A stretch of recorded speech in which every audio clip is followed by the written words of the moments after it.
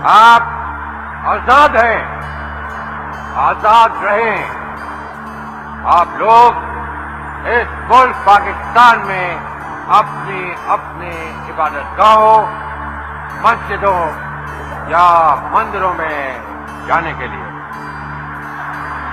آپ کا مذہب کیا ہے، ذات کیا ہے، قوم کیا ہے، اس کا حکومت کے معاملات سے کوئی تعلق نہیں۔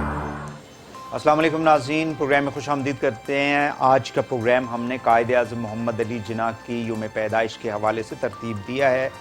ایک شخص جس نے پوری برصغیر کی جو سیاست تھی اس کے اندر ایک بہت بڑا انقلاب پیدا کیا، اور جو لینڈسکیپ تھا اس پورے خطے کا، اس کو ہم نے دیکھا کہ تبدیل کر دیا اپنی کمٹمنٹ سے، اپنی سچائی سے، اپنی ایمانداری سے، اور ان کا جو راستہ تھا، ان کی جو منزل تھی وہ بالکل کرسٹل کلیئر تھی کہ میں نے کہاں جانا ہے، اور ان اصولوں کے اوپر عمل درآمد کرتے ہوئے اس برصغیر کے اندر ہم نے دیکھا کہ ایک تبدیلی آئی، اور مسلمانوں کے لیے ایک آزاد مملکت کا قیام جو ہے پاکستان کی صورت میں الحمدللہ آج ہمیں ملا ہے۔ اس حوالے سے ہم گفتگو کریں گے۔ میرے ساتھ موجود ہیں سینیٹر جنرل عبدالقیوم صاحب۔ بہت شکریہ جن صاحب، آپ نے ہمیں ٹائم دیا جی۔ میں یہ چاہوں گا کہ ہم ڈائریکٹ بات کریں۔ یہ بہت کچھ پڑھا ہے ہم نے قائد اعظم محمد علی جناح کی شخصیت کے حوالے سے، ان کے جو اصول تھے جس کی بنیاد کے اوپر ہمیں پاکستان ملا۔ مجھے یہ بتائیے گا کہ کہاں پہ ہم نے جو ہے وہ غلطیاں کی جس کی وجہ سے کچھ ہمیں اپنی 70 ایئرز کی جو ہماری تاریخ ہے اس کے اندر کہیں نہ کہیں سیاسی عدم استحکام ہمیں دکھائی دیتا رہا۔ جی وحید، بہت مہربانی۔ دیکھیں، پہلی بات تو یہ ہے کہ قائد اعظم محمد علی جناح نے جو ہمیں راستہ دکھایا ہم اس پہ نہیں چلے۔ ان کی 4 پریارٹیز تھیں جو مختلف موقعوں کے اوپر انہوں نے اس کا ذکر کیا۔ ایک تو انہوں نے کہا کہ نظم و ضبط ہونا چاہیے۔ نمبر 2، انہوں نے بات تعمیر کردار کی کہ یعنی کیریکٹر کی مضبوطی۔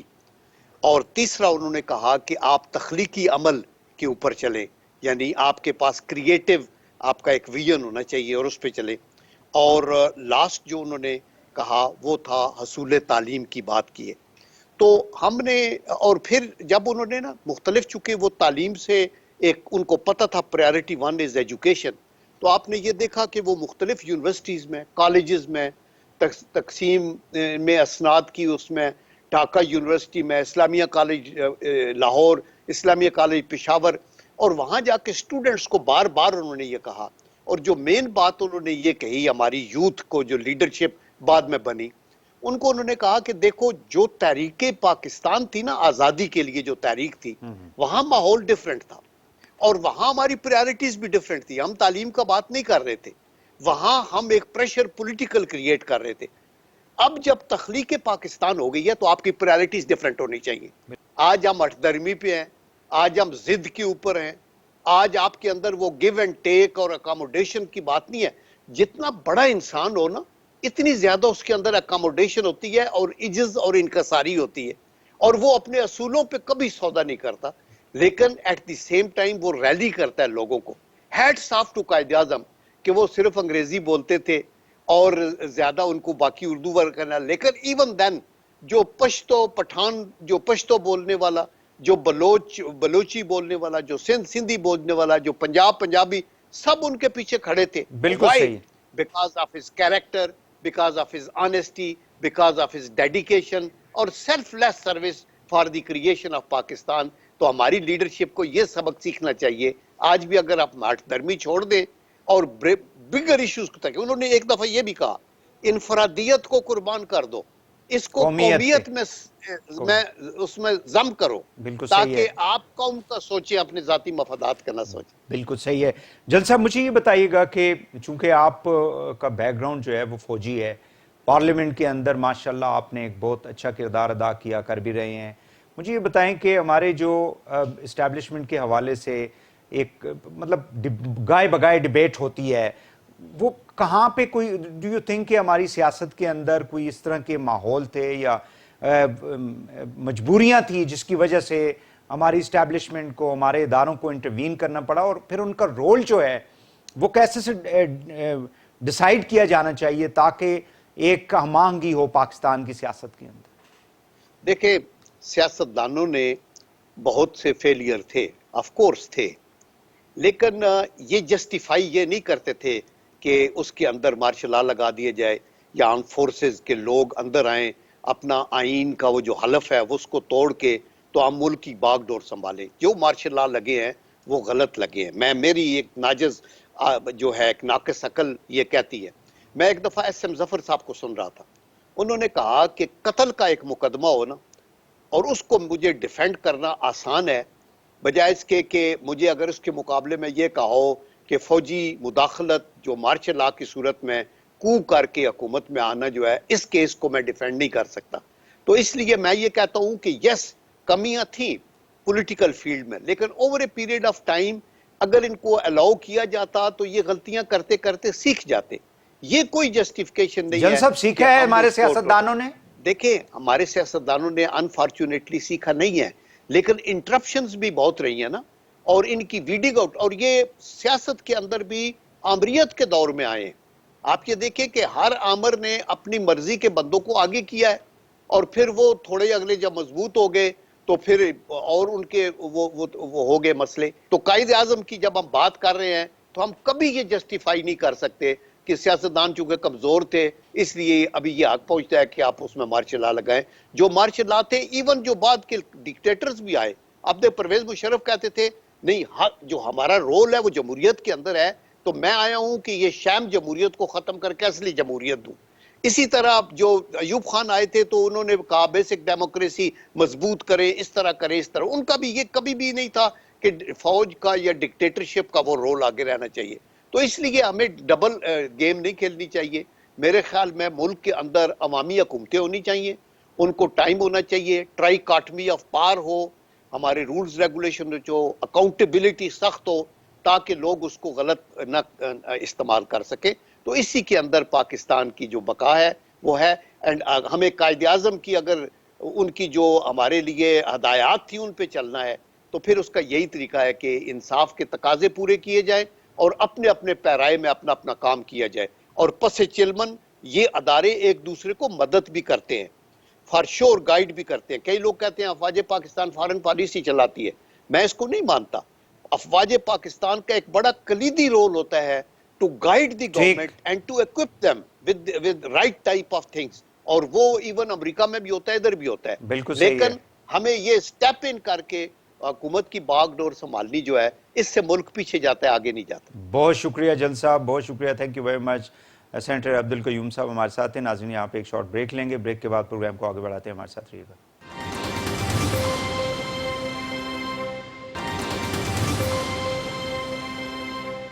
ویلکم بیک ناظرین. قائد اعظم محمد علی جناح کی پیدائش کے حوالے سے آج کا یہ پروگرام آپ کے لیے ترتیب دیا گیا ہے. میرے ساتھ موجود ہیں سرتاج عزیز صاحب, سینئر سیاستدان, ٹیکنوکریٹ, بڑی لمبی انہوں نے مختلف گورنمنٹس کے اندر بڑی امپورٹنٹ پوزیشنز کے اوپر کام کیا, قائد اعظم کو قریب سے دیکھا آپ نے.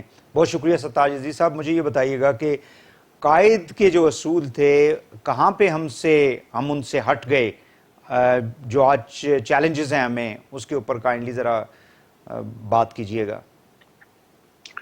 یہ بہت اچھا سوال ہے کیونکہ آج کل قائد اعظم کو ایک بڑا مقام حاصل ہے اور تمام لوگ ہر سال 11 ستمبر کو بھی اور 25 دسمبر کو بھی ان کی باتیں یاد کرتے ہیں, مضامین چھپتے ہیں. لیکن اس میں جو فوکس ہے ان چیزوں پہ نہیں رہا جن کی ہمیں زیادہ ضرورت ہے, کیونکہ ان کے بہت سے ایسے ارشادات تھے جو آج کل کے حالات کے حوالے سے زیادہ اہم ہیں, اور ہمیں چاہیے یہ کہ ان کی جتنی فرمودات ہیں ان کو اس طریقے سے شفٹ کریں کہ جو زیادہ ریلیونٹ چیزیں ہیں ان پہ فوکس رکھیں تاکہ ہماری موجودہ حالات اور مشکلات کی روشنی میں ان سے رہنمائی حاصل کی جا سکے. تو اس میں سب سے پہلے تو ان کا جو جمہوریت پہ یقین تھا اور جس طریقے سے انہوں نے جمہوریت کو ایکسپلین کیا وہ بہت ضروری ہے, کیونکہ وہ ہماری سیاست کی روح ہے, اور ہم جمہوری اصولوں کو مستقل پامال کرتے آئے ہیں. جب 55 میں ہم نے 1 یونٹ بنایا تو ایسٹ پاکستان کی جو اکثریت تھی اس کو اگنور کیا. پھر اس کے بعد ظاہر ہے ماشاء اللہ آتے رہے. تو میرا خیال ہے کہ ہماری بقا جو ہے وہ جمہوریت میں ہے, اور اس میں اس لیے قائد اعظم کے جو جمہوری اصول تھے اور جس طریقے سے انہوں نے ایکوالٹی کی بات کی کہ تمام شہری جو ہیں وہ برابر ہیں اور ہر ایک کا جو حق ہے وہ. دوسری جو ان کی اہم بات تھی وہ تھی ٹالرنس کی اور مائنارٹی رائٹس کی اور تمام شہریوں کی ایکوالٹی کی. وہ بھی ہمارے لیے بہت ضروری ہے کیونکہ ہمارے ہاں انٹالرنس جو ہے وہ بڑھتی جا رہی ہے, چاہے مذہب کے لحاظ سے ہو, صوبائی لحاظ سے ہو. اور وہ تیسری چیز جو ہے پولرائزیشن جو ہمارے ہاں ہے اس کو بھی کم کرنے کے لیے قائد اعظم کے اقوال بہت اہم ہیں, کیونکہ ہمارے ہاں بہت سخت پولرائزیشن ہو گئی ہے. ہم نے پاکستان تو بنا لیا لیکن ایک قوم نہیں بن سکے. اس لیے قائد اعظم کے جو ارشادات ہیں مائنارٹی کے حقوق کے حوالے سے اور جو مجموعی طور پر دوسرے کو برداشت کرنے کے حوالے سے اور جس طریقے سے سوسائٹی کے میں ایک یونیفائڈ ویو آنا چاہیے ملک کی معاملات کے حوالے سے, وہ بھی بہت ضروری ہے. اور چوتھی چیز جو ہے وہ ان کے ویلفیئر اسٹیٹ کے کانسیپٹ تھے کہ اس میں ہم کس طریقے سے ترقی کریں کہ عام آدمی کی زندگی بہتر ہو, اور کس طریقے سے ہم کوشش کریں کہ ملک کو ایک عظیم ملک بنائیں. تو یہ 4-5 چیزیں ہیں, اور بھی اگر اس پہ اس طریقے سے ریسرچ کی جائے کیونکہ کون سی چیزیں ریلیونٹ ہیں, تو یہ 3-4 چیزیں میرا خیال ہے بالکل ٹھیک ہے, ہم بالکل ٹھیک ہے, بہت امپورٹنٹ آپ نے جو نکات ہیں ان کو اٹھایا. سرتاج صاحب مجھے یہ بتائیے گا کہ جمہوریت کے جو آپ نے بات کی ہے, ہو از مور ریسپانسبل فار دیٹ؟ سیاستدان تھے, سول بیوروکریسی تھی, یا وہ لوگ جنہوں نے مارشل لاز لگائے؟ اصل میں ہمارا جو مسئلہ پیدا ہوا شروع میں وہ اس لیے ہوا کہ قائد اعظم بہت جلدی ہم سے رخصت ہو گئے اور اس کے بعد قائد ملت بھی رخصت ہو گئے.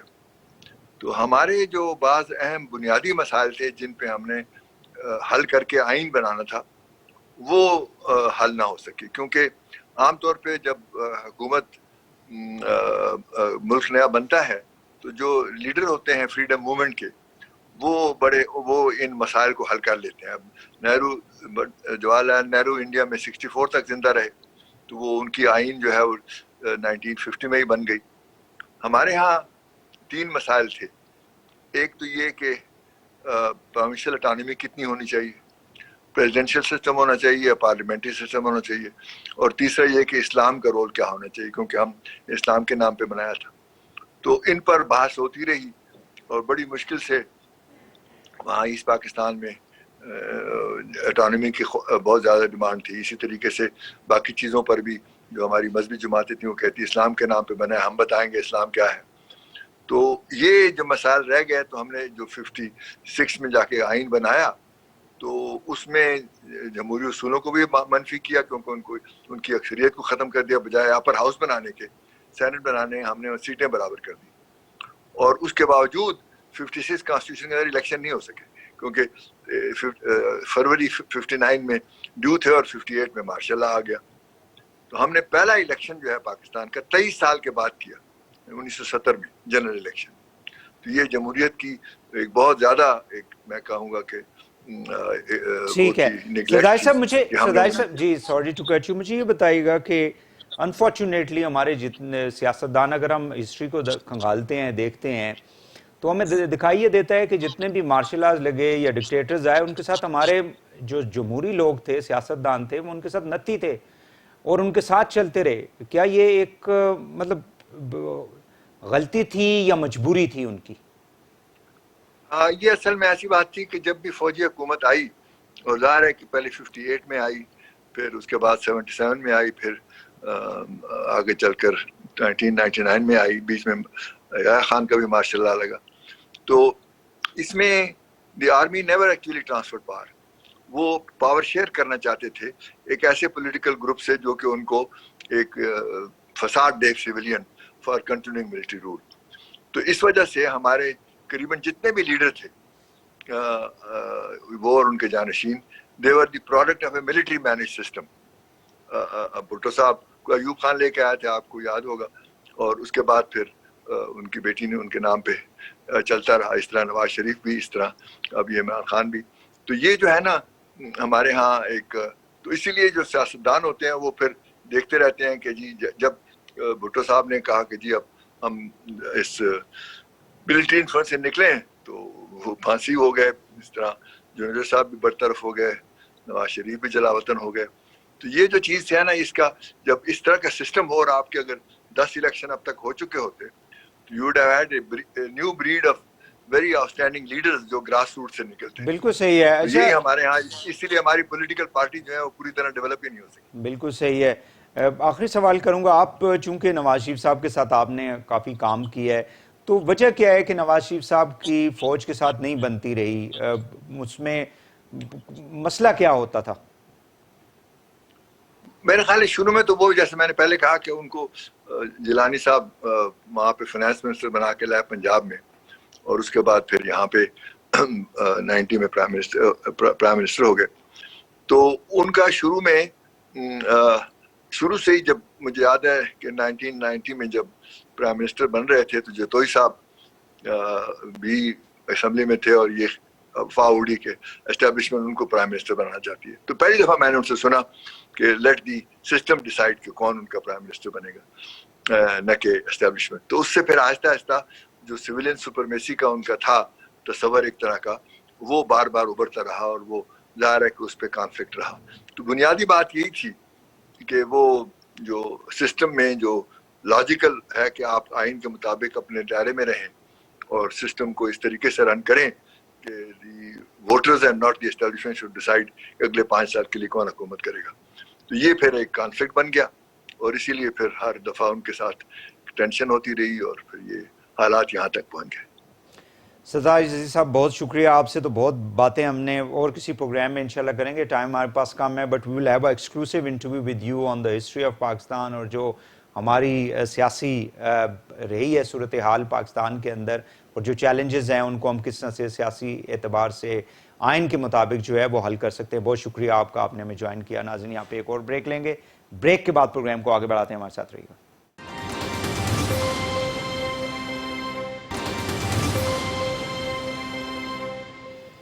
ویلکم بیک ناظرین. ہم بات کر رہے ہیں قائد اعظم محمد علی جناح کی یوم پیدائش کے حوالے سے کہ ہمیں کس قسم کے ڈائریکشنز جو ہیں ان کو فالو کرنا چاہیے تاکہ پاکستان کو وہ پاکستان بنائیں جو قائد کا پاکستان تھا. ہمارے ساتھ موجود ہیں جناب علی معین نوازش صاحب، صحافی بھی ہیں اور یوتھ کو بھی ریپرزینٹ کرتے ہیں، اور سوشل میڈیا کے اوپر بھی بہت کچھ جو ہے سوسائٹی کے حوالے سے لکھتے ہیں. بہت شکریہ علی، آپ نے ہمیں جوائن کیا. یہ مجھے بتائیے گا کہ نئی نسل میں کس طرح سے ہم قائد اعظم کے جو اصول ہیں ان کو اجاگر کر سکتے ہیں تاکہ ہمارا جو ڈائریکشن ہے وہ بہتر ہو ہماری نوجوان نسل کا؟ جی، آپ نے بڑا اچھا سوال کیا. میں سمجھتا ہوں کہ قائد اعظم جو ہیں وہ ہمارے ان چند نان کانٹروورشل رول ماڈلز میں سے ہیں جو ہمارے یوتھ کے لیے ہیں. ہم عادتاً معاشرے میں ہم ہر ایک اپنے رول ماڈل کو کانٹروورشل بنا دیتے ہیں کسی نہ کسی طرح، لیکن قائد اعظم ایٹ لیسٹ ایک وہ ان کانٹروورشل رول ماڈل ہیں جس کو نوجوان نسل ان سے سیکھ بھی سکتی ہے، ان کے طریقہ کار کو اڈاپٹ بھی کر سکتی ہے، ان سے انسپریشن بھی حاصل کر سکتی ہے. آبویسلی ہم سب جانتے ہیں کہ قائد اعظم نے جو کیا، جو انہوں نے ہمیں ایک ملک دیا، اس کے ہم ان کے لیے شکر گزار بھی ہیں. اور اس کے ساتھ ساتھ اگر ہم ایک اسٹوڈنٹ آف ہسٹری اور اسٹوڈنٹ آف پالیٹکس کے پوائنٹ آف ویو سے دیکھیں تو ان کی یہ بہت بڑی اچیومنٹ تھی جو مطلب nation state, he created the country, he change the map of the world.